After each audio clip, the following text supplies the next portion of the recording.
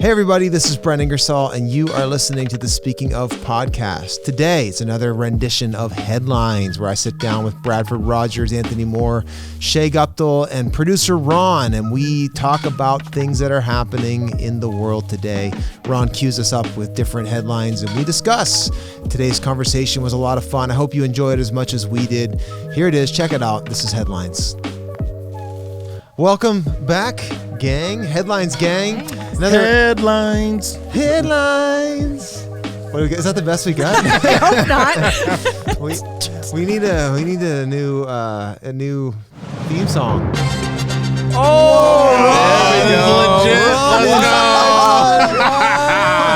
He was waiting for that. On cue. He was waiting. Yes. Worth his weight in gold. That was Amazing. perfect timing. That Producer Ron right there. He's just, there's this moment of glory right there. He's turning red.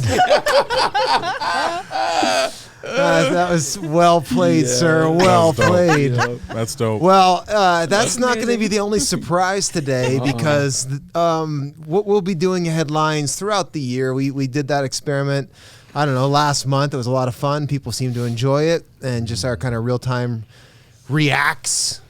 Brent Ingersoll reacts. Our real-time reactions. So we're right now, as of the time of this recording, we are in a 21-day of prayer and fasting at our church that we're all on staff at. And so I don't know, around this socially distanced table, who of us is not paying attention to the media right now? Who's This guy right me? here. All right, so three Bradford. quarter of All right, folks. We couldn't do it. I like to stay in tune. I am trying to keep up on the news enough that I can like be a pastor, but I'm trying to. I'm not on social media, so I'm not in the. I'm out of the cycle. Yeah. So for 3/4 of us at this table, this is going to be, a lot of this will probably be pretty fresh news. So rumor is there was a big thing at the Senate last week. Something happened. Capitol Hill? In America? I don't know. Shock. Donald Trump was president? What? Yeah. There's a virus. So we're gonna try to react. Producer Ron, who's already batting 1,000 today, is gonna throw up some headlines that he's pre-selected to try to get us our reactions, and we're just gonna see what we think. Maybe even go beyond what we think, and we'll seek maybe what collectively the Lord might think. I don't know. We'll just see where it goes. We'll have real talk about what's going on. Maybe one more, any more stab at the intro, or we're just going to go with the news sound from here on out. Yeah. It's pretty good. It's hard to beat. Headlines. I like that though. Got a little bit of the Headlines, yeah. little R&B feel there. It's not, you know That's all what you I'm need. saying? Headlines. Slow J. We'll have to do we should do a late night version sometime. Yeah. We need to get you a call name. Yeah, man. Like you could be. You do actually have a good radio Good voice, radio Bradford. voice. I do. Hello, you guys. really- Welcome to 105.9, the U station. That's excellent. Well, That is my white man voice, actually, by the way. it's like Dave Chappelle's voice. It's amazing. Well, Oh, guys. all right. Well, All I'm going to right. use my Well, white let's man do- let's voice, do and we're this. going to cue this up. And this is also like let's see how long it takes to get canceled or fired. So. Okay. All right, here we go. First headline is up. This is a report from The Guardian, your trusted left-wing news source. The Guardian reports South Korean AI chatbot pulled from Facebook after hate speech towards minorities. Wow. Wow. That's going to take me a minute to... To Wow. read a little bit more on So That's what's the huge. big idea, Ron? There was an AI chatbot. So this is an automated AI. So this thing learned. The this thing- AI was guilty of hate speech. Is that what they're? So that's what they're saying. It was up for like 2 or 3 weeks, and Yep. after that long, it was engaging with 750,000 viewers. And it says 20 days later, it was already like participating in hate speech towards LGBTQ and minorities, So it learned. From everybody It else? learned hate speech. and actively engaged in it. Oh Wow. gosh. That's next level. That is. That says so much. There's so many things we could talk about. What does Where to this say? begin? What does this say about human beings? I What does this know. say about AI? And what does this say about our definitions of hate speech? Okay. Um, Yeah. wow, thoughts, guys. I don't even Gosh. know. I don't even know Where an do you angle to start? go. Yeah. It's a good start. Yeah. We're all stumped on it. Like this, No, I think the interesting thing is right. Like, so you can go this way. Where my brain immediately goes is that, right? The idea that we're going down this path to artificial intelligence, and yet to this point, right, we have yet to achieve that point where the artificialness is actually intelligent, right? Like we haven't yet got there, and it's still learning, right? And it isn't able to distinguish yet, but yet it's still operating on a bunch of rules and assumptions and things like that. But that's where I go. It's just like we kind of push our intelligence up there, and yet everything we do doesn't quite get there. That's what I'm saying? If that makes any sense. You kind of look. I'm confused. No, it's like look at us. We've done this thing. We're going towards AI, and everything we've done falls completely flat. Like it's actually falls short of what our stated goal is. I don't know. I think that's pretty impressive. Like when you think about, there's a robot, basically, that has picked up on cultural experiences. Okay. It's not just, I mean, in a sense, it is spewing back what it's heard, but it's picking up on a problem in our society. Yeah, like it's putting a magnifying glass on a societal problem. Well, and that comes back to the whole premise in the Social Dilemma. The that's movie, right. like that. His whole thing is, their AI is already taking over the world. It's just not doing it the way we thought it was, Right. and that social media is just optimizing itself toward the true dark nature of the human heart. Basically, is what it's saying. Is like it's feeding us what we really want, and that is jarring headlines, criticism, all those things, and that's why the division is higher than ever, because it's optimized to do the most shocking, jarring things, left or right, and it keeps feeding you. It keeps feeding you what it thinks you want, and for the most part, it's right. Wow. and in essence, it's a bit of a mirror, right? Like it. Right. That's exactly. Yeah, right. 'cause Showing you what it's amoral, you are. right? Like it's Yeah. amoral. Like 100%. nobody told it, because I guess it learns. Yeah. And it Right. learns and it reads whatever's in the chat, whatever this chatbot gets chatted. So it picks that up and puts in an algorithm and then spits it back out. How some way. ironic it is, though, that somebody pulled the chatbot, canceled the chatbot for really just telling us Yeah. who What we we- actually yeah. are. Right. Yeah. Yeah. But we wouldn't cancel. We wouldn't actually I don't use. want anybody to we know. wouldn't use the mirror to say, Right. "Oh, wait, maybe I'm messed up." Right. Let's break the mirror Yeah, let's. Wow. instead of look at it. And right? that's what we keep doing. Wow. We keep changing the goal lines. That's we keep deep. changing the rules all the time. Yeah. Man, that's a telling. Not, it says more about human beings than it does the times. I think that we don't really want to deal with what it says. We're just going to cancel it because you can't say that. Do you guys think that we'll ever get to that, like, July 22nd, 1999, Skynet went live? Like, we ever get to that? You guys might know. Brent knows, but Yeah. but it's Nope. that whole Brent and Shea I are think I like, was 6. no, that whole Terminator 2, 1999? the whole Terminator 2 premise is that whole AI, Yeah, and yeah. then eventually robots take over the world, Sure. right? Like it's the Matrix thing, it's Yeah. all of that stuff too, right? So, do you ever get to that? Do you think we'll get to that point? I don't think we will, but do you ever think that how far are we going to get to this, like this goal? Do you think we'll ever achieve that thing? Man, it's fearfully, scarily plausible. Right. I feel at this Right. point, like it seems like we are teaching algorithms and teaching computers Yep. how to learn, Yep. and like what's the limit on that? And even if we put limits on that, who's to say it can't figure out ways around it? So Right. Yeah, I think you'll see it in our kids' or grandkids' lifetime. Like, I think the technology's already there. It's a matter of figuring out the right things to tell it to do and the right questions to ask. And Do you think, okay, so then is it just the illusion of intelligence, or is it actually going to be intelligent? Like, will we ever get that?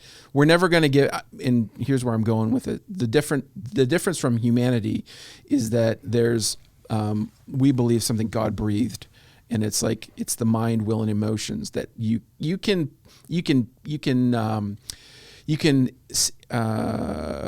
pretend or give the illusion of intelligence without the impetus or the will and emotions behind the intelligence. Yeah, right? there's that like ability to create, I think, is part of it, but it's a little bit beyond me. All I know is I was at the bus stop the other day, and a guy named John Connor came up to me and said,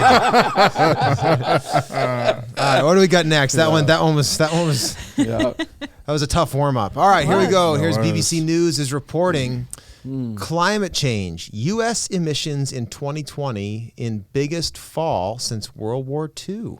Yep. U.S. emissions in 2020 in biggest fall. If that's for real, then I'm not surprised. Well, yeah, obviously. All the jets, man. Nobody's going anywhere. Nobody's driving. And everybody's home. Yep. So did it, I guess World War II emissions fell? Did that or since? It's the biggest drop year over year since World War II. Yeah.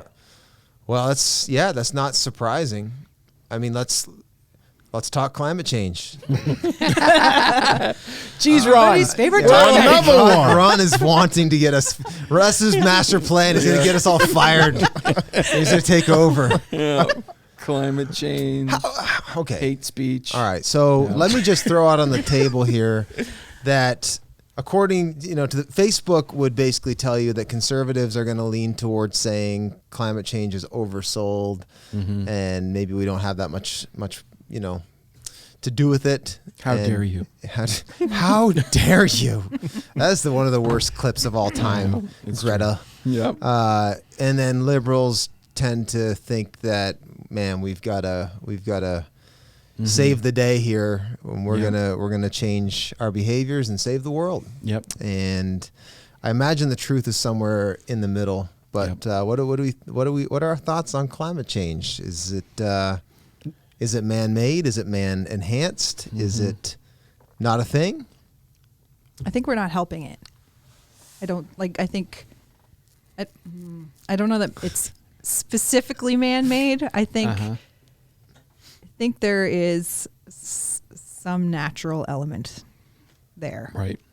However, I do think it's enhanced by the pollution, etc., of men. There's no way we're not somehow affecting things. I would agree. There's zero way. Yep. That said, there have been multiple times the Earth has heated up and cooled down. Right. Yep. That happened long before human beings had cars and jet engines, and so you wonder, how much of it, can be helped. I don't know.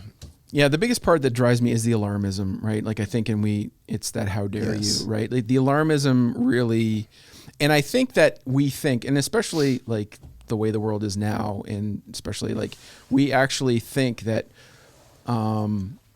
I don't know whether it's intentional or not, but the rhetoric has to be ramped up in order for you to feel like you're actually saying something. Yeah, everything is crisis mode. Everything is crisis mode, right? And listen, the Obamas are still buying coastline property, right? So, like, as long as that's actually real, then I don't think that even like people who would not be like in the loud minority would actually think, hey, this is an important issue, but it's not like end of the world stuff, right? Yeah. Yeah. I think the reality is we are clearly, I think we are clearly polluting the earth and affecting it. I don't know whether we could stop or, and one of the things that drives me crazy on the one hand is just what you said, the rhetoric. and the extreme rhetoric in that, like, Yep. if we don't stop, we're all dead in 20 years or whatever. Like, I've already seen markers passed, Yep. like in my short lifetime, Yep. that they said would never, so Yep. pump the brakes on Yep. that. However, as a Christian, I have to care about. I have I to agree. care about the environment. I can't be the person who just blindly, says, well, can't stop, if you can't fight it, fund it, like I'm not in favor of that either. Yep. So I'm definitely not jumping. I'm not sitting there in the group applauding Greta in her harsh rebuke of, who is she even? How dare who? Like us? Who?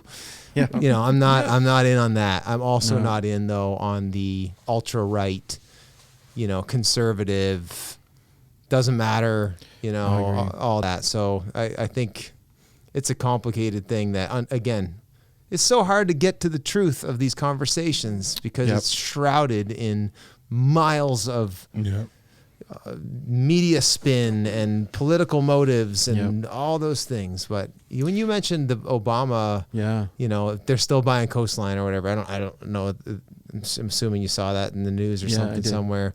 Who are your your flight attendants on the big issues? You know what I mean by that? When I started flying, I was nervous, and I learned that if the flight attendant's nervous, it's time to be nervous. Right. And if the flight attendant is not nervous, then I'm not going to be worried about it. If they're still serving beverages while the turbulence is happening, then I don't really. So who do we look? That's part of the problem is like, who do you look to? And maybe follow the money is probably part of it. But I think, the reason why I just mentioned the Obamas is just because like that is the environment is traditionally a left leaning, like where they would say we have to, divert funds this way, sustainable. And I absolutely think there is some marriage of sustainability. Like we should care. Like it doesn't matter if we're cutting all the trees down. It absolutely does do that.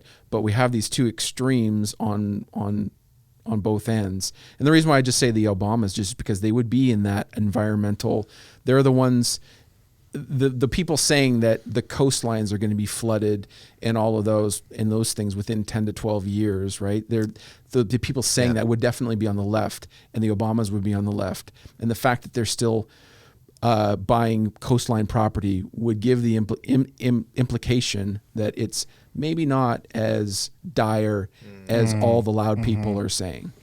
Yeah. I think one key thing in the conversation like this, but even a lot of these is like, just beware of rhetoric and beware of superficial conversations that you're kind of having, but you really don't know when you like you're just reciting the talking points and you actually don't know much about it. Like for instance, I remember for some time like really having a superficial understanding of hunting. Yep. Right? Like that, you should never kill an animal. You know, I don't think you should. Why would you do that? And then I have a lot of friends who are hunters. And once I started asking them questions about it, a lot of them have done a lot more research into the ethical harvest of animals, right? And very quickly turned the gun, so to speak, back on me on the, how dare you, how dare you criticize me for bagging a buck, right? And feeding my family all winter with it. Yep. When you'll walk down to Sobeys and you'll throw the steak in and not think anything of it just because you're disconnected from it. Yep. You've made assumptions about how ethical that cow was butchered, even though my way is actually a whole lot more ethical. And it's like, to me, that's a great case study on how many issues we have opinions on that we don't actually know the full story. And we don't even know all the details of our own opinion. Yeah. And I think that's the hard part about this day and age. It really does require a lot of research and conversation with people you trust. Again, who's your flight attendant? Well, I know so Hunter Joe. Yes. Right? For sure. Yeah. But I don't know Greta. Yeah, totally. So, who's Greta? Greta Thunberg? Greta The little, Thunberg. Thunberg, The little Swedish girl that's ambassador for climate change. You She don't sailed nope. to America. Really? So she Not didn't no have Greta. to And then she fly. got and then she got stuck because she wouldn't fly back. Poor Yeah. kid. Yeah. Anyway. Man, but it's just the hypocrisy in all that. Like, I know. remember reading an article about they had this like celebrity who's who summit for climate change. They all took their Learjets and yachts to. Yeah. I'm just like, Amazing. why we're not thinking all this. No, it's Where's reason? Where's reason in all this? Anyway, all right, we need a fresh cue on not just the headline. We need that news sound clip again, Ron. Yeah, we're gonna need that news thing. Yep. Here we go. New headline. Oh, wait for it. There it is. Okay. Breaking news. Supreme Court says New York can't limit attendance in houses of worship due to COVID. Here's Yep. Bruce Frisco with the story. Yes. Interesting. I think it is a good topic. Yeah, so this is NPR reports that the Supreme Court says that New York can't limit attendance in houses of worship due to COVID. Okay, so this is a hot topic, really, Yep. because there is the question of what the law of the land says, and then the question of how do we as Christians, regardless of what Caesar says can or can't go, how do we as Christians respond like Jesus? I know already my brother Anthony and I have had many heated dialogue about this very question. Because we have both, and I have waffled back and forth on the Christian way to respond to worship restrictions. So thoughts? Let's someone start before I. I'm curious what this heated debate was. Oh, are you? Yeah. All right. No. I want to know your sides. I know All Brent's side. I don't know Well, yours. sure, like- what's my side? No, I'd like to hear you strongman my argument. Oh, What's my don't side? put me on the spot. If I know you, and I think I do, I think Siblings. you Yes. probably lean towards the let us worship side. And there you're wrong. Really? Yeah. That is absolutely true. Wow. All right. Yeah. I knew that about Take Brent. it back. Yeah. So I Brent don't is know more you. towards we need to like obey the laws of the land Yeah. Okay. and do our In best to this, contribute. in this, I'm shocked, in this instance, actually. Yeah. Sure. right now as it stands currently, Yep. time is playing a factor into For sure. Yes, this. 100%. Yeah. And I'm asking the question currently: how long can we go before it is like something that is absolutely? We're getting very close, honestly. Yeah. That it's essential that we come together as the body of Christ. That said, the question is this that, and is this now? I've been asking that question, right? Like, I don't think we're being persecuted. I think we're being poorly thought of. Right. But I just something doesn't sit right with me when, if for us to worship, we have to do it we got to go to the Supreme Court and plead our case. Jesus kind of gave up his rights, and so to me, it's not really about our rights. It's about what's right. Yep. About in how we follow Jesus together. Yeah. So the flip side of that is is the biblical command, and I think this is there's the biblical command to sing. For the record, Right. we agree on more than we disagree. 100%, Yes. right? Like, and we're not. And we don't even disagree. We've just been batting around the same conversation. We've had those passionate conversations. We've but both talked each other off the ledge. Sure, we multiple have. times. Absolutely, right. And I think this is for where it sits with me is that I don't know what to do. I do a little bit. I feel like it's clearer now as time, and weirdly as time goes on, because in my mind is like once they came down in the fall and said you can't sing in church, that hit me, right? I was like, and I think in a probably in a knee-jerk sort of way, it was like they can't tell me to do that. Yeah. They can't, how do you that's almost like coming into my home and telling me what I can and cannot do in my home. Because it's very how I worship the Lord and how I express that. You're overstepping your boundaries. You're suddenly like, if I could picture it this way, like wearing a mask is one thing, and it is sort of this community thing, and I'm going in and out, and I'm interacting with people, and I guess that's more external to me. But the singing part comes from an internal place.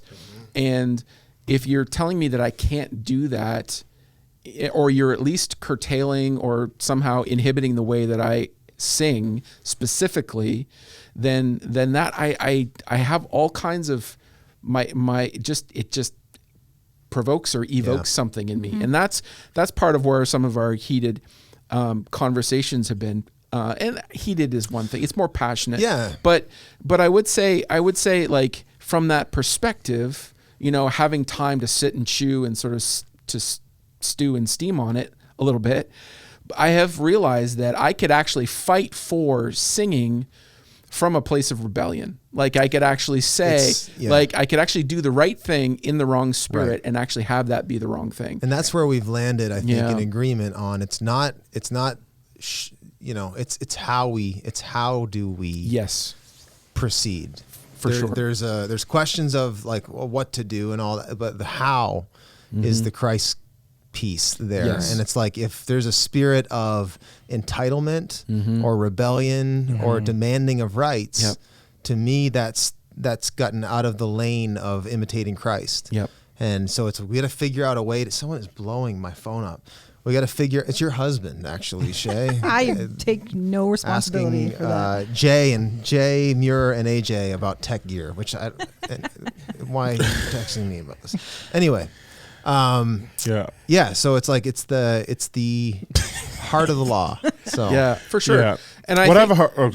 No, go for it. You go. No, because what I have a hard time with is that it feels like when it comes to church relations, it seems like there's not it seems like we're not willing to like work out a solution, right? Like it seems like for schools and for stores, there's always this, let us, work with you on how to make it work.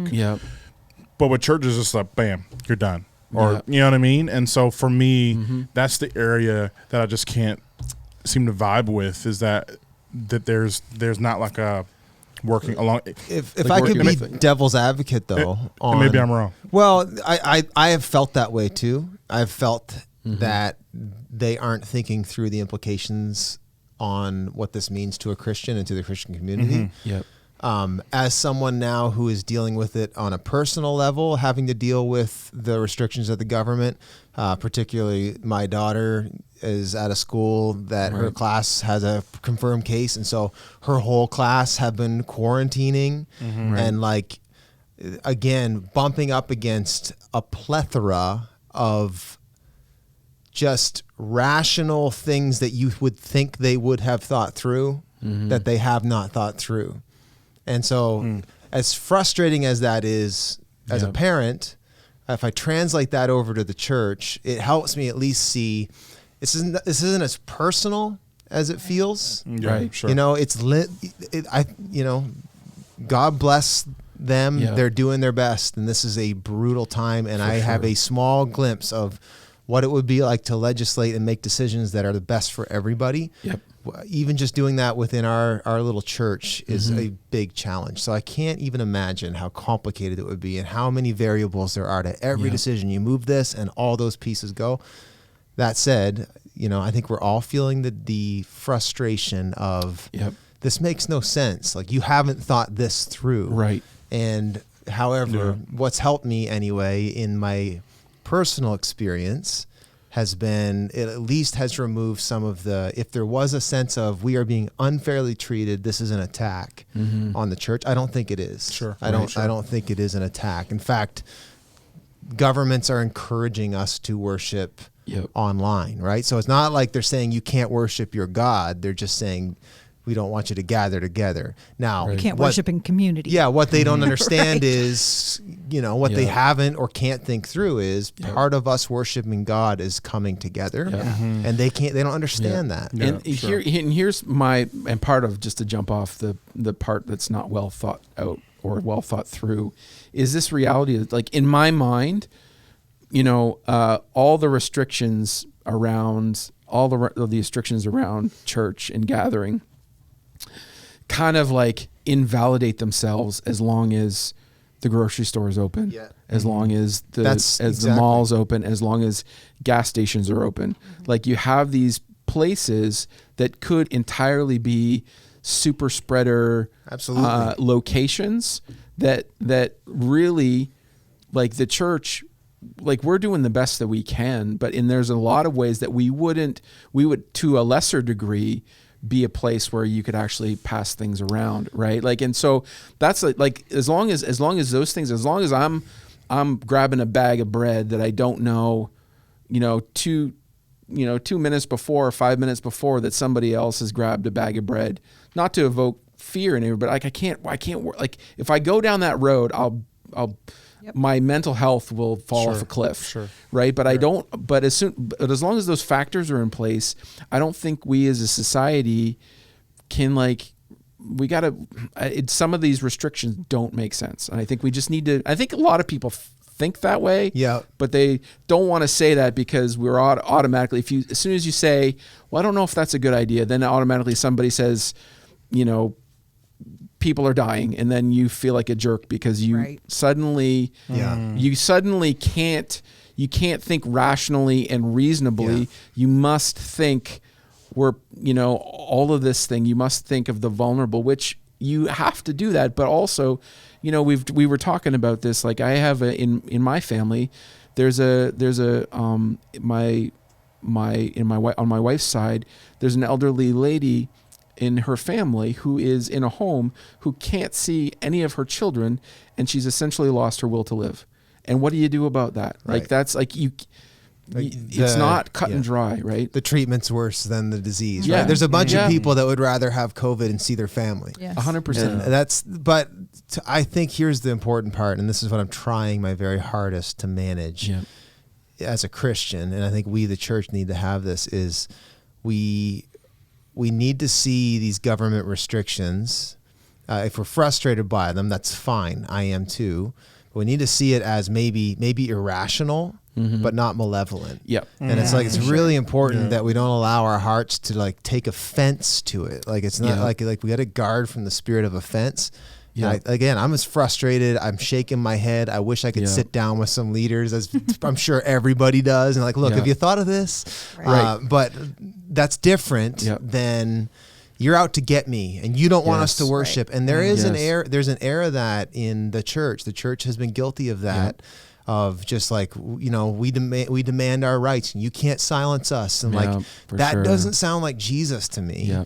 But that said, I do think there's a continuum here of like how I've been thinking about this for the last probably 12 weeks anyway, of as a pastor and a shepherd, my people are suffering. Not just because of the virus, but because we cannot worship together the way, like, yes, I'm grateful for technology. I do think that all the tools are there for someone who wants to be intentional.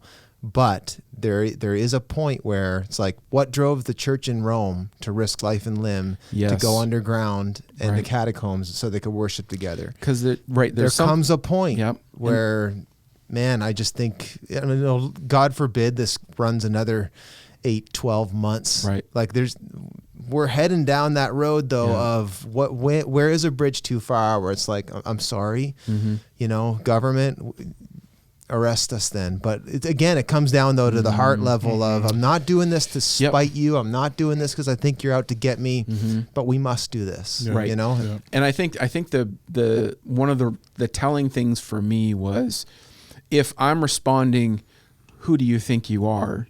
Then that's an obvious, that's an indicator. That's a, what did you say? The stewardess or the who's your flight attendant? We don't say stewardess. We say people oh kind. My gosh. We say people kind. Sorry. Anthony. I'm so sorry. Woke culture. Amen. Anyway, and a woman. Yes.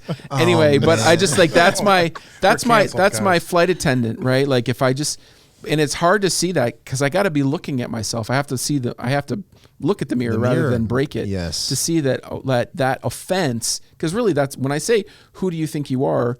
I'm saying I'm offended. Yeah. Right. Yeah, that is that's right. How dare you? Yeah. How dare you? Greta. But it is, and I think old that's Greta. got to be a red flag for me, right? And to know those things of how we respond to certain circumstances, I think is a huge deal. It is a healthy, I'm sure the Lord has so many layers of his wisdom he's working out in all of his purposes for this. But one of them I can see is this is healthy stuff for us to think through, because I don't think, it's a crazy thought to think in my lifetime that we will face some type of actual persecution from the government. Oh, yeah. Yeah. But I don't think this is that. I agree. And I think it's important that we keep it. Sure. Well, yet is fair to say. It's fair to say in that, they may think that there may come a time where it probably won't be because of viruses. It'll be because of thoughts. It'll be because of ideology and things that we say are true. That you can't say that, and if you say that, it's hate speech. That's really the more. If I have thought about, does Brent Ingersoll land in jail for a point of his life? It will be because I said something you're not allowed to say. Right. And I just think that's a legit, I don't see that as being a crazy thought in the next 30 years. Yeah. The way things are going anyway, short of, Lord willing, in Jesus' name, a great move of God. Reversal. Come on. Akin to what happened with Wesley in England that changed everything, right? Like that place was going down fast at that time. Now they've since had some downturns as well, but anyway. Yeah, for sure. Lord willing. Yeah. Wonder how dark it has to get before it the switch turns. I mean, you could go further with that, but about the church realizing that she must humble herself and pray and begin there. Yeah. So. All right. What do we got next? How we doing? How many more headlines we have, Ron? Well, we could do up to 8 more if you wanted. Up to 8 more. Jeepers. And including Ron's prepared. This is more news than I've had in a long time. Okay, here's the next one. Oh, gosh. Bringing her back in. Okay. Congress. Yeah, let's do it. Like this too. We gotta bring in. Congress confirms Biden's win after pro-Trump mobs assault on Capitol. Here's Bradford Rogers with more. Yeah. Oh man. Okay, so this is the thing that I'd mentioned finding out about and being in the know on that there was a great mob that. Yeah. Mob is a funny word. I know. Like I have this is the bias right here. Pro-Trump mob. This is NBC. Assault. Yeah, this is NBC. It's funny because the mob had like people who were like lawyers, doctors, people who worked in finance. So like the word mob, yes, is a stretch. Yep. And I think the news needs to be clear too. Yes.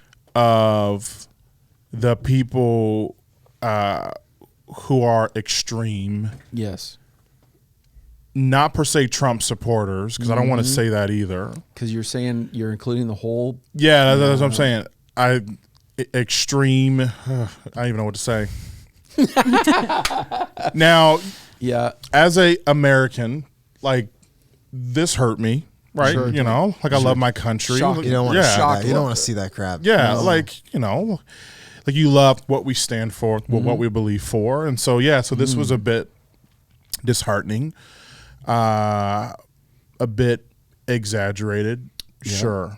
Yeah. I think for me, like, and also curiously, they should put leftist sympathizer as well in that assault on there too. Just saying there was at least one arrested there, but I think, there's just a message there that is like that's feeding you somehow subconsciously in that title. That's all the bias that you have in your brain. It's just giving it a pat on the back and saying, yes, but no doubt. Let's not break the mirror though. Like let's actually, you know what I mean? Like okay, NBC is a dumpster fire of left wing agenda. However, seems to me that a bunch of righties did definitely storm the Senate. Like you said, you said it best a couple weeks ago. It was definitely a right wing temper tantrum. Totally. Right? Like they And 5, I think 4 or 5 like died, right? Yep, 100%. So for sure, a assault happened. Yep. And as much as it pains me to agree with anything Pelosi and the left are purporting, it does appear that Trump said some inflammatory things that may have led to just such a temper tantrum.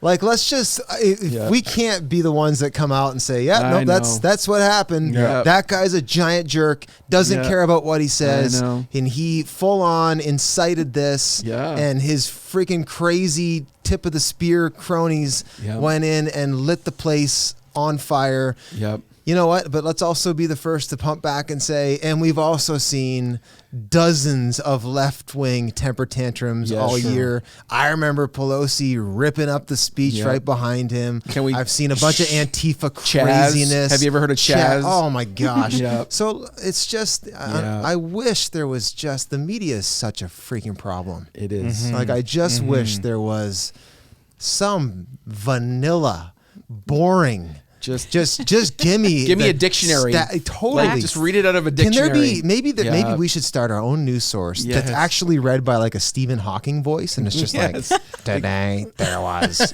3. Like there's no agenda, just no adjectives, just pure facts. no adverbs, no advertisements, just nouns and verbs. 4 people killed at the Capitol. Yeah. Do you ever notice too the advertisements that come after segments? You ever think ever watch the news and then you sit there and you think, okay, in the next, once they go to break, what companies are advertising? No. Sometimes if you do that, you'll see connections in the things they laid down earlier that create it's crazy. You are the product, people. You are the product they are selling. Yep. These companies. Yeah, man. Yeah. All right, let's go to the next one here. This goes with it. That's such a great. Donald Trump becomes the first U.S. president to be impeached for a second time. But first, we're going to Rosse to see kids skating. You ever see like the crazy ATV stuff? I know. It's like, but first, cookies at QES. It's Donald and Jan's 50th anniversary. You know what? I used to hate that, and now I'm like, that's the only true thing. It's like so and so turned 85 today. Thank you. This picture is amazing. Dude, they that's couldn't make the picture that they chose. Yeah. To that tan is on fire. He's literally definitely he's definitely orange man there. It's like that. Remember that Friends episode? It's like, where did you go? The sun? the tan, like is it Ross who gets a tan? He's like, where did you tan? The sun? Do you ever see that Friends episode where he gets like a double spray tan? No, he's actually he accidentally gets hit twice, and he's just fantastic. I think it's Ross, isn't it? It was Ross. Yeah, my wife's a huge Friends fan, so that's classic. That dates her a little bit. But Donald Trump becomes the first U.S. president to be impeached for a second time. Here's what I don't get about this. Who cares? Like, Yeah, I don't really. know, I don't know why are they going this just to stain it more? Like what's the agenda? Like it's literally this week, isn't it? I know. Well, I think the big thing is that the impeachment, if it goes through, prevents him from running again. I think that's what they're going after. Oh, really? Okay, that makes some sense to me because I couldn't get the motive. I know. Like, why do they care? Yeah. Why are they wasting their breath on this guy who's gone? Yep. I think that's the big deal there. That makes sense. I don't know that Trump's going to recover, even if he could run again. I don't actually think. I think he's lost a lot of his base, even because go back. If we go back to the previous news headline, that represented the crazy minority. Like for sure, it did. But I think there's a lot of people who were Trump supporters that was a wake up call, and they're just like, oh man, I might have actually been drinking the Kool-Aid here a little bit. This might have been a little more gnarly than I thought it was, and a little less godly than I thought it was. And I don't see him necessarily recovering. I'm not a pundit by any means, but who knows? Yeah, it's just a weird. I don't know why they care though, but that makes sense if that's the case. I guess beyond that, I have no more thoughts. Yeah. Anybody have any thoughts on it? It sucks. I don't know what's going to, well, let me ask you this. What do you Impeached think, twice. what do you think the news, what's going to happen to news media after Trump goes away? And is he really going to go away? Yeah. Like, because listen, He's been a gold mine. He's been literally a gold mine, wall to wall Trump for the last 4, 5, 6, whatever, ever since he declared he was in. So 2014, 2015 ish. Mm-hmm. So he's been like it's literally been wall to wall Trump for 5+ years. He's been the best thing to ever happen to CNN. He has, for sure. Totally. Like if you cannot turn that channel on and not see his name multiple times on the front screen. So what do you think? What do you think is going to happen? Do you think it's going to? They'll exhaust narratives retroactively for a long time. I mean, we do live in the day and age where people are canceling people for what, like time doesn't even matter at this point. They have 5 years of material that they could take on through infinity if they really want. I think even if he has no power left, he's still going to be saying ridiculous things, possibly, and trying to blow things up, and everybody's going to be like, yeah. There are hints at what he's going to do. Trump like, says. I read the news, like like he's going to take on because the not fake news. Yeah, the not fake news. He's going to take on some of the media stuff. For sure. But then it's like his Twitter feed gets its own broadcast company. Like, oh great, I know, great from the mind that brought you Donald Trump's Twitter. He'll find a way to be relevant forever. Oh man, I don't know. So they'll figure it out though. They'll find some other way to keep chaos and concern front and center. For sure. That's what they sell, right? Yeah. So there might not be much discussion on this next one, but I thought it'd be pretty petty. After I just saw this headline. Okay, Excellent. let's here we go. Republican Marjorie Taylor Greene vows to file articles of impeachment against Biden. Yep. What? Already? Wow. He hasn't even been. What's premature. What's the charge? Like, what did Biden not do yet? How? What? Abuse of power, I guess. Yeah. So he hasn't even been the president yet. I think it's because Joe's his first kind of action point is to reverse everything that Trump started. Which Trump did to Obama. And so Marjorie is a huge Trump supporter. Yep. So I think that's her basis of, well, you can't just reverse everything he just did. There is it speaks to the pettiness of politics, right? Like I think it's kind of like immature. It really is, and there's a lot of and I think that once they talked a little bit about it. You see it with the Supreme Court justices. Everyone's like, all the people on the left are like, pack the court, add 3 more, let's get the majority. Like it's just, and the fact that they could even. The fact that they could even what is her name again? Amy Coney Barrett. Oh yeah. The fact that they could even ACB or what's the annoying liberal AOC? Oh, she drives me crazy, man. But the fact that even they could get her through on a simple majority was actually because, like that the Republicans could sort of push her through in the days leading up to the election was actually based on something previously that the Democrats pushed through. So there's a lot of this pettiness going back and forth. It's playground. It's high school. It's crazy. I had the thought the other day. I was talking to one of my kids. I'm pretty sure my daughter, who's dealing with the social stuff now, right? Yeah. Like in middle school, and just saying to her, like, "Hey, honey, don't. You know what? Nobody. Like, I don't remember anybody from middle school. Even my friends in high school aren't really my friends anymore. Mm-hmm. That's just not going to matter." And then I got thinking, like, this whole world that you live in, it's not real. But then I got thinking, actually, it's really real. It just translates into a different,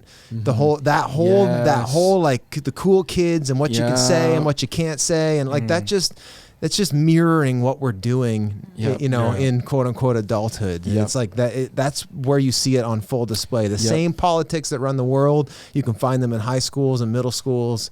It's more about the human condition. But anyway, I digress. I want to get on this next one. This is a good one. One of my favorites, Mr. Dorsey. All right, here we go. Twitter CEO defends Trump ban, but acknowledges dangerous precedent. Yeah. So Jack Dorsey. I'll note this isn't the only thing that's been banned. His YouTube, Yes. Yes. Like everything. Yeah. Social media's been. Big Yeah. tech has effectively banned Donald Trump. Yep. Interesting. But Dorsey acknowledges the dangerous precedent, Yep. but not so much that it's not to reverse not it. too in that. dangerous. Yeah. Well, I guess, why is it dangerous? Is it, like, what are we, I mean, what do you, just so we are all on the same page here? Well, obviously, the people say stupid stuff all the time, Yeah. and they're not banned. I know. People post a lot of crappy stuff too on Twitter and like pornography, and there's a lot of stuff that happens. Yep. And so again, to point to the whole hypocrisy. Yeah. Kind Let of him without sin cast the first it's like, stone. well, Yeah. it's really because they just don't like Trump and the stuff that he's like created. But I've seen a bunch of more stuff that will cause more stuff too. So so this is a trickier thing than I think we think. Yeah. But, is it just a blatant, freedom of speech means freedom of speech, and you can never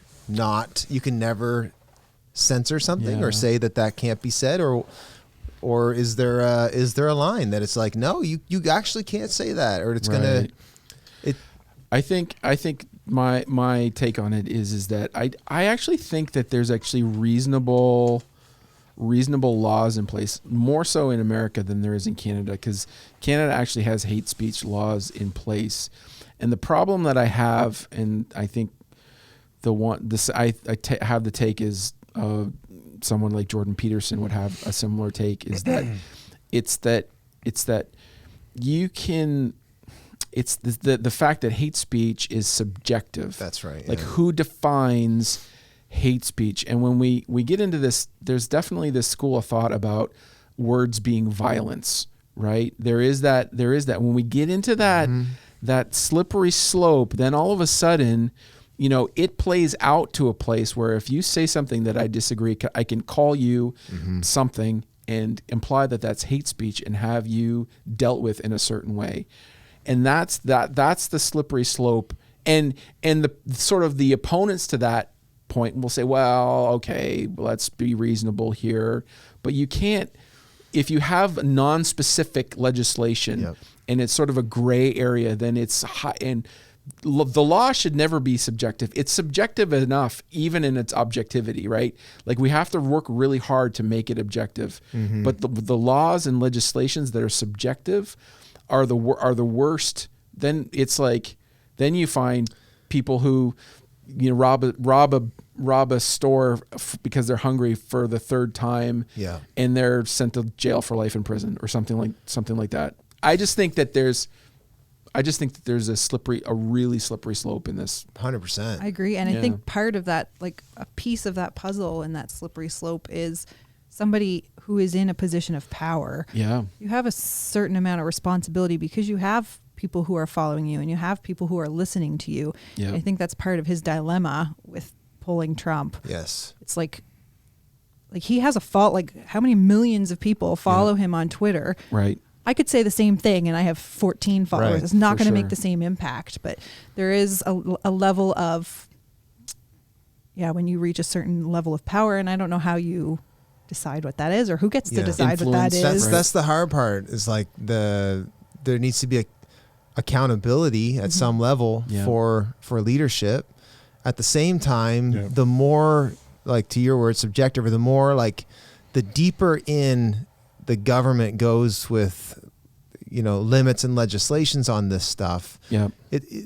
My problem is it does a couple of things. It assumes stupidity and ignorance in people to be able to.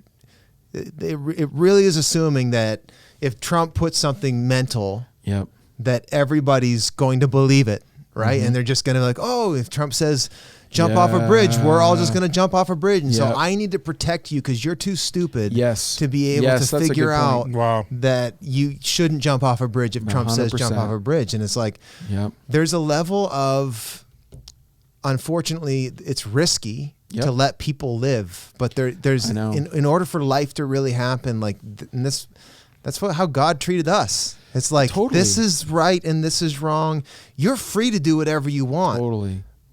I'm hoping and believing and calling you to, have a renewed mind and let me change your heart and all that. But like at the end of the day, God doesn't supersede our free will. Yes. Right? Now, I'm not saying there shouldn't be laws. I'm not saying that there shouldn't be limits and boundaries, if it comes into harming other people and that kind of thing. It's a very complicated thing. I just hate, though, the arrogance. Yes, that we know better than you, and you're not even seeing your own subjective blindness in this, that you might call something love that I don't call love. Yep. The same way that you might call something hate that I call love. Like again, who is the standard here? Yeah. And that's the very hard part. So it perpetuates an assumption on stupidity. It keeps dialogue from happening. Yep. And that's where reason actually takes shape, is that we reason together. I guess in this instance, if he's the CEO of Twitter, he's the standard. Would he not be? He gets to decide what's on his platform? Yeah, he does. Ultimately, he would have the say. But in real world, it was I saw an different, interview with him one time where he was actually kind of oblivious to what... With Joe Rogan? Yeah, Joe Rogan totally. one was... He was pretty oblivious to what actually the fact checkers were and the monitors and the moderators were. It left me thinking, how do you run that company? Yeah. He was definitely many layers removed from like content. To be fair to him, he looked a little shell-shocked though too. Like I if I could just put myself in his shoes, like what a crappy kind of position he's in. On the one hand, yes, you're making loads of money, but you are deep into a very complicated human problem there aren't really good solutions for. Yeah. And like even, legislating, like back to the subjective thing, well, what's appropriate in America might not be appropriate in Kazakhstan. Yep. Right. And Twitter's still in Kazakhstan, right? And they've got to figure all that out. Like, I would say this, and I think this is just what I want to mention about this, is that I know over the last, probably at least the last year, probably more, there's been, I don't know if you guys have heard about it, but just this theme of what they would call Orwellian, right? So it hints back at the book 1984. I read it this year. The big narrative of thought police, right?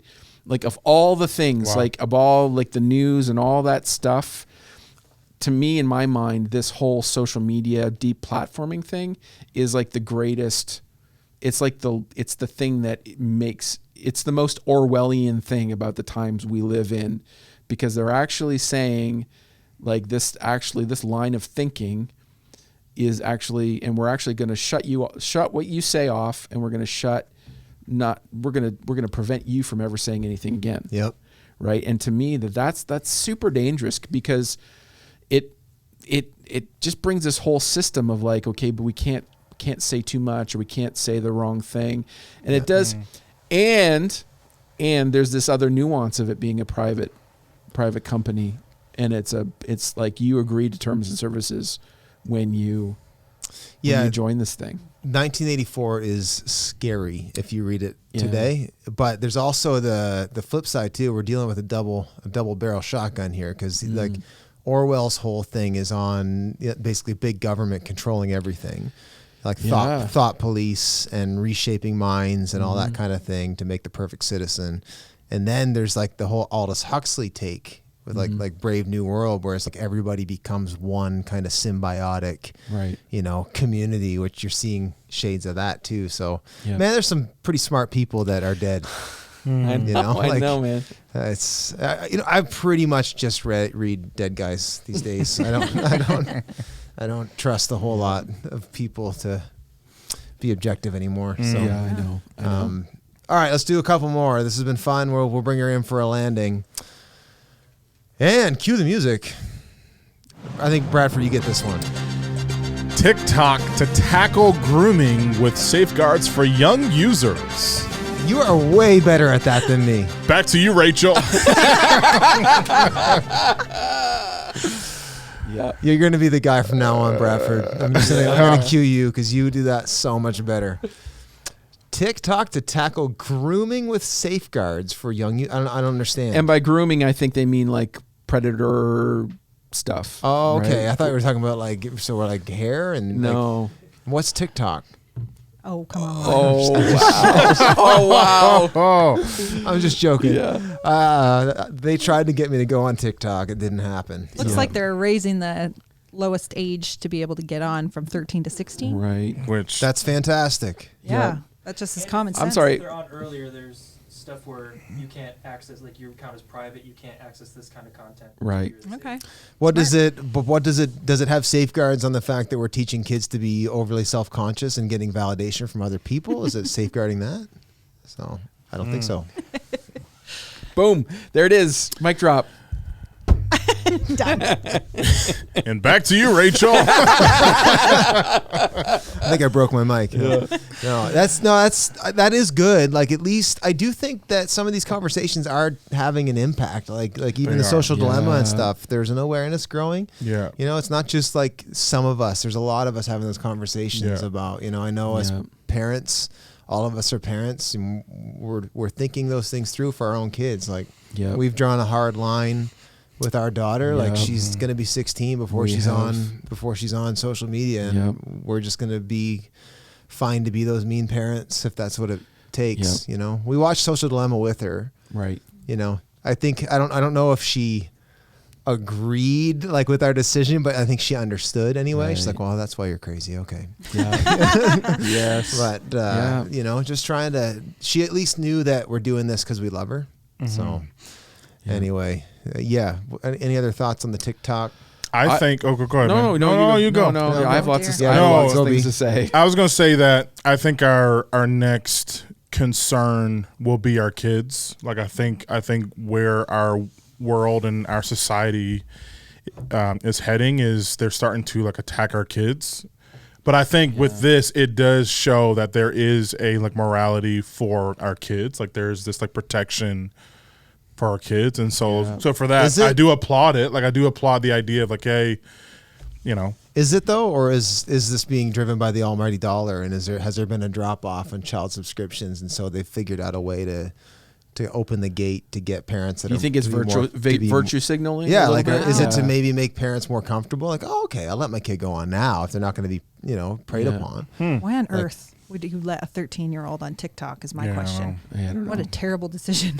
Listen. Well, I My think kids there's come a lot home. of parents that do. My kids come home and say stuff about what their classmates get Yeah. into, and I'm like, oh my gosh. Man. Yeah, I think it's important, especially for Christian parents, to Yeah. have these conversations with each other. Because Yep. if we go with what our kids say, here's facts.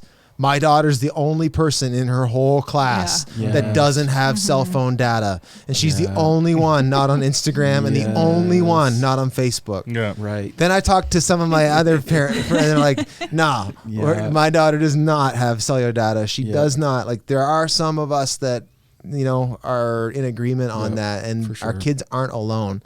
Which brings up a whole other thing, and, you know, back to some of the work that you do, Bradford, and Ron are doing with our teens. Like, all the more important to have them with a Christian peer group, right? Yes. That you have, like, I love that our daughters, like, there's a good group of girls that are connected, that I know their parents, we share values. We might not do it all the same way, but we share the same values, and that it's safe for you to hang out with her because I know that she's getting the same thing from her parents, right? It's so important to be part of that collective community. Like, it takes a village to raise a kid, right? Yeah, it does. I just know what TikTok does to my brain. I can't imagine what it's going to do to I a have 13-year-old girl. I have started not- the TikTok Yeah. club. No. Neither I love have TikTok. I'm not going to lie. Yeah. So why do you love like it. it? Why do you like it? What is it about TikTok? It is The China. Yeah, it's specifically designed to deliver me content that I like. And so anytime I go on there, I know I'm going to see things that interest me. So like Right. musicians or art or home decor or, you know, like Right. over 30 mom things, DIY. things that moms like, right? Yeah. And it's going to tailor to your children what, like, it's every time I scroll or every time I like something or whatever, Yeah. it's remembering that, and it's tailor You're creating making the echo chamber, right? And then so every so often it'll throw in this video just to see if it's something that I like. Yeah. It's testing Do you. you Right? like this? But on the Right? flip side of that, though, What are they going to throw at my 13-year-old? It's there's terrifying. the danger of that, of how they're assuming what you might like. So if Right. I'm a dude, they're going to send a video of a girl Absolutely. dancing Yeah. Absolutely. because you're a dude, like you're a young guy, 21. Right. Yep. So even though that's great, they do like occasionally, throw in Yeah. those small things to be like, let me Yep. just appease your Right. appetite. Play- You get off play it to and you're your like, desires. oh, my house isn't good enough. My Right. body's not good enough. I'm not a good enough singer. I'm not, all these things. A It's like, whole new world. Here's Do a some kids question. sing better than you. Craig, and I'm a full-grown person with a full-grown brain. Has anybody ever signed off 45 minutes or more of social media and thought, man, I feel better? No. No. Never. Nobody Yeah. ever has. Like at most, you maybe had a laugh and you feel like you're connected. Yeah. But no one feels like, when you like if you ever go out and exercise or whatever, Yeah. you have that sort of endorphin, like, oh man, I literally just made myself better. I know. Or you hear a sermon or you read a book and you're like, man, Yeah. that improved me. Right. Like nobody has ever had that feeling. Even with like a pithy meme, no one's like, ever been like, well, I'm Shout glad I came here. Shout out Jock Hiltz. Yeah. the meme King warrior. of meme. Yeah. His meme game is It is strong. Yeah. Anyway. All right, let's do this is the last one. We got our Yeah. final. Oh boy. Here we go. Oh, Here we no. go. Cue the music. We're coming back after break. Bradford, take it away. New Brunswick reports record 36 COVID-19 cases, and Edmundston region back to red restrictions. Back to you, Rachel. Who is Rachel? That is Rachel. I like her. Just saying random names, random white girl names. That's what Yeah. I like Rachel. Rachel's a good name. Back to you, Jennifer. There's Susan. is Rachel and Jennifer not a black girl name? I mean, Probably somewhere. yeah, I'm sure. Maybe there's I met a Jen. Karen. That's black. Karen. Oh, Back That's to you, a white Karen. girl name. Karen. to you, Karen. Yeah, my mom and my sister. I am a Karen. Yeah. Yeah. Brent is the whitest. Brent and Karen are two of the whitest names of all time. And My Jeff. parents zagged hard Yeah. to the Caucasian. Zag. they went hard in the paint on white kid names. Brent Douglas. Brent. Has there ever been a Brent Jamal or Yeah, Brent, no. Brent Tony? No, Yeah, no. Oh, man. Brent Douglas. Is someone find me a black Brent? Yeah. Just someone Facebook creep. Oh, we have a caller. Hey, Hey, yo, man. My name is Brent. You know? That's good. That's good. oh man. And Okay. now we have to stop laughing and thinking about Dr. Russell here. talking about COVID. Look at Dr. Russell flexing with her mask Oh, look on. at that mask. Yellow. Oh, man. It should be red, shouldn't it be? Or Yeah. what? I don't know. I'm trying to tame the tongue, folks. Do it. Do it. No. I will. Let me say this. I cannot stand like whoever their speechwriters are. You can only say we're at a critical phase so many times Yeah. before it ceases to be a phase or critical. Yes. Come on. Like good land. Like Yeah. you the sky has been falling since March. So you got to figure out different language Yeah. because it's like my wife. Sometimes we'll get into it and like nagging me doesn't make me want to do it more, right? She's like, well, it's the only way I can get through to you. Like, and it's like this is not. There's gonna have to be a different way to communicate because this is just makes me. I go numb when you. When you tell me I left that there again, like it's just like something shuts off in my brain. So we got to figure out a different strategy. Yeah. Giving you guys the behind the curtains of the Ingersoll house. Pull back the veil a little bit. But like Yeah. we've had that though. She's like, if I don't say it like that, you're never gonna get it. And I'm telling you, I'm not getting that. Yeah. But it's like we must be vigilant. Yes. We are at a critical phase. Like know. the talking points Like are tired. For sure. Everyone's And- turning to zombies. No, I know, and I think it's like once you start shifting that, like the average silent majority person goes, all right. Yeah, you're done. Okay. Yep. Like, once you start, yeah, exactly. Like they just glaze over and they say, okay, we've been doing this. What else? Like you're not inspiring me to change anything about how I live my life. Yes. And at this point, I don't think people really care. Nope. Like, start telling me how many people have been vaccinated today. That's what I want to know. Yeah. There are numbers I'd rather have. Right. Like, and I don't think anybody don't hear us saying COVID's not a big deal. We're not saying that. What I'm saying is let's get realize that you need to bench certain vernacular for a while because we just aren't hearing it. No, it's not working. Like Blaine, whoever, Mr. Higgs, like you can only give us the dad talk so many times before we got to figure out a different way to mobilize people because this isn't working. And but the other piece is give us data that's actually helpful. Why are cases forever? Why does the case number keep going up when There's it's like so many changes to the things that they're we keep moving the rules here. right? Yeah. At first it was how many deaths? There's been this many deaths today. Let's flatten the curve, and then it's okay. The curve's flattened, but now we got to focus on something else. It's cases. Let's focus on the cases. And the cases just keep going. So can we get a case count on flu? Yeah. 27 billion cases of flu reported over the last century. Yeah, true. Right? Why we're not being Diabetes. fair here. You know what the case number of the flu is? Curiously enough, 0. I know. I heard that this morning. It's kind of cringy. It is. It just feeds your conspiracy theory. Anyway, I think we're all quite tired of everything on this, but we are. Let's just keep the rant going. Let's get canceled. It's the last one. Well, anyway. okay. So let me say this: that I actually feel like I'm in a better place now of managing, because in the beginning you don't know how to manage the fear versus the precautions, right? Yeah. It actually, and I've come to a place where I actually can say I'm not afraid. And I can't be afraid. And if I let myself be afraid, again, the mental health the cliff. I'm just going to fall right off a mental health cliff.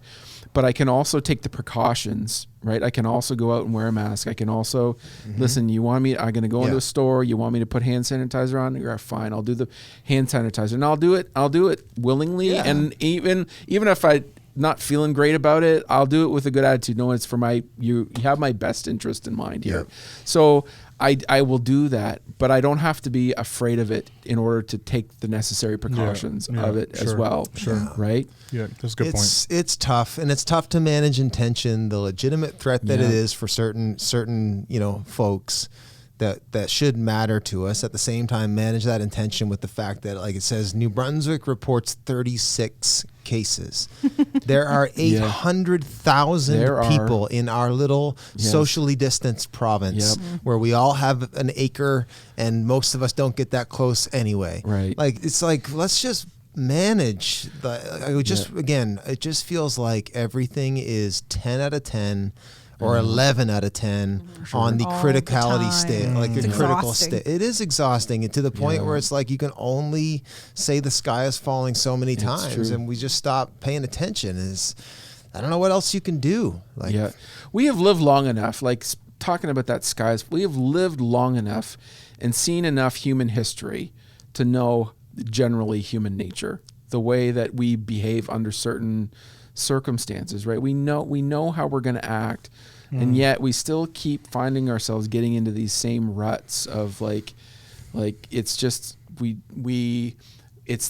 this language like this of urgency, the tyranny of the urgent, and all of that stuff. We crank up the rhetoric. We're always it seems like we're always gonna do that. I don't know if that's true. There's a way though, as Christians, I think we just need to manage that intention. Let's have these conversations. Let's vent if we need to vent. But to your point, I do think we need to do our part. We need to be meek. We need to be peacemakers. Totally. When I drive, Shea lives closer than I do. We both live pretty close to Blaine Higgs' house. Yeah. And people picketing at his home. I'm that is not the way. What are you doing? Yeah. I don't love, let's just be fair too. I bet you he doesn't love, would he have even gotten into this if he knew that this was going to happen? I wouldn't have. No. So like just to see let's just see the humanity in people. For sure. And I wish that could go every single way and not just the certain segment of people that we really want to say this anyway. Yeah. All that to say, Christians, it's an important time for us to be calculated in our response, I think. But man, freaking tired of this crap. Oh man, I think we all are. We all are. You know what? Hey, in Jesus' name, we're rounding third. Yeah, I do think we are. I think I did just read an article though, and I was communicating with someone in Australia that we're trying to get here, and they're saying in Australia they're not getting out of the country before 2022. Stop. Wow. Read that today. I know they were on their borders. I know That's they were on crazy. super hard lockdown. I know that they were for sure. Like you had to have papers or some kind of really good reason to step out your front door in Australia. They're going to Makes do me wanna another cry. year. For real. Another year. Another year People aren't lockdown. coming into the island. Makes me want to cry. Yeah, it's Depressing. is there something else we can talk about? Anything fun over there? Where's the feel good story Are at we the end? out? Are we all Got out, nothing. Ron? There's no fun headlines. Oh well, no, man. it's been fun. Real talk. It's been good, guys. We'll keep doing it. And okay. What do we got? BuzzFeed. Kelly Clarkson opened up about the celebrities who were quote rude and quote mean to her. I don't care about No, celebrities. don't go on American Folks. Idol then. No. Folks, thanks. You care about celebrities, don't you? He does. I do. He Well, wants that's to talk sad, about guys. this. I think, Come on now. I think we should talk about the meanness in people's hearts. Yeah. The meanness for real. of Hollywood. Yep. Hey, I visited Hollywood once with did. you. Yeah. Well, sort of with me. With You Mel, didn't, but yeah. I was there. You I went to church, and me and Melanie went to Hollywood. That is true. Hollywood sucks. Yeah. Just full stop. Like, if anybody ever goes to Los Angeles and you think that the magic of Hollywood, it is a dumpster fire. Like, it is not nice. Yeah. It was very depressing. Right. Like, there's one street, and then you have a bunch of people who moved out there chasing their dream that are now dressed up like Spider-Man, bumming dollars. Right. Wow. Like, it's crazy, man. That guy moved out here to be an actor.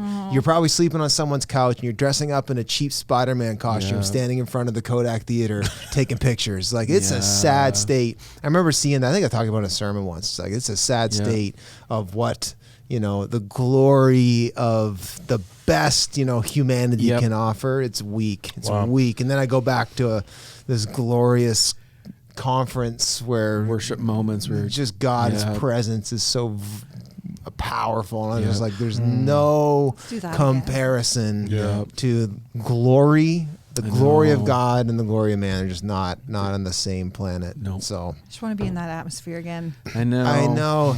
A friend of mine the other night texted me a picture, or it was a video of some singing. It was and TD Jakes came out and talked, and I loved the video, but I just texted back. I was like, I just love watching people worship Jesus together. Yeah. Wow, to be together would be such a privilege. So good. It's gonna be awesome. It is going to be awesome. Yeah, it is. It's going to be good. All right, y'all. Thanks so much. Producer Ron, thank you Yeah, Ron. for That was the great, guys. great headlines. We'll come Sound back. effects. We'll do it again in a few weeks. Yeah, sweet. Peace out. Thanks, everybody. Thanks for staying to the bitter end. If you made it, we had a ton of fun. I hope you enjoyed it and maybe got something out of it too. Hey, if you haven't already, would love it if you'd share this, subscribe, you'd leave a great review, whatever you can do to help us get the word out. We'd sure appreciate it. Hey, have a great day, everybody.